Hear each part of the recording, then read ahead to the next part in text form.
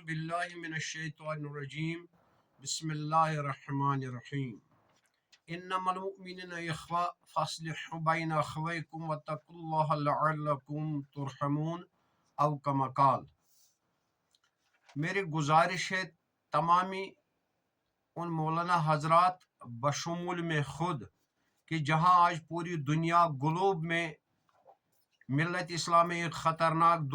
دورہ سے گزر رہی ہے اور بڑی پریشانیوں کے شکار دن بدن ہوتے جا رہے ہیں، وہی ہم بیشتر مولانا حضرات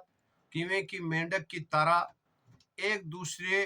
کو مشرک، کافر اور اپنے ہی مختلف اسلاف کے فکریہ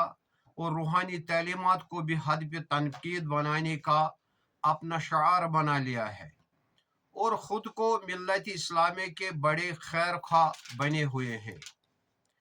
دراصل ہم مولانا حضرات دنیا کی بدلتی ہوئی حالات اور امت مسلمہ کے مشکلاتوں کی یا تو خبر نہیں رکھتے ہیں بدقسمتی سے، یا ان پہ توجہ نہیں جا رہے، یا دوسری کو تربیت مسلمہ کرنے کی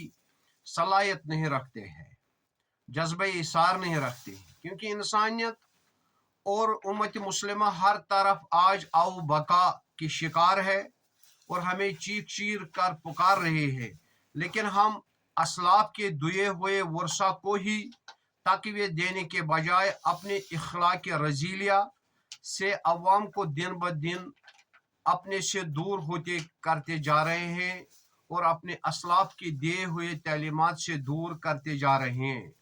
نہ ہی کسی کو اپنے اخلاقی حلیمہ سے متاثر کر کے دائرہ اسلام کی طرف راغب کرنے میں کوئی کامیابی حاصل کر رہی ہیں،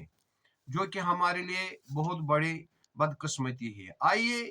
ہم، آپ اور میں سب مل کر اپنے آپ کو احتساب کر کے یہ عہد کریں کہ ہم پوری انسانیت اور ملت مسلمہ کے لیے کیا فکریہ اور نظریہ تیار کر رہے ہیں، جس سے پوری انسانیت اور ملت اسلامیہ کے لیے کوئی اچھائی سامنے ہو اور اس سامنے اچھائی ہوئی کامیابی میں ان کا دنیا اور آخرت کا بہترین راز مضمر ہو۔ ورنہ آپ کو بخوبی پتہ ہے کہ علامہ اقبال رحمۃ اللہ علیہ فرماتے ہیں، مسلمان کا ہر ایک فرقہ ایک دوسرے کو کافر کہتا ہے، مسلمان کا ہر ایک فکریہ ایک دوسرے کو کافر کہتا ہے، ایک کافر ہی ہے جو ہم سب کو مسلمان کہتا ہے، کیونکہ ہم جہاں پہ ہمیں اپنے کوئی مجھے جیسے میں ہوں، کوئی مجھے اپنی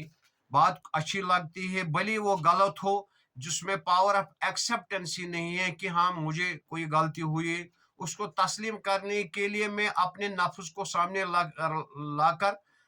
تسلیم کرنے کے لیے تیار ہی نہیں رہتا ہوں۔ تو قرآن واضح فرماتا ہے وَلَا تَقُلْ لِمَا تَصِفُ أَلْسِنَتُكُمُ الْكَذِبَ هَذَا حَلَالٌ وَهَذَا حَرَامٌ، لہذا ایسا نہ ہو کہ ہم عوام کو یا ملت اسلامیہ کو دن بدن اپنے سے دور کرتے جائیں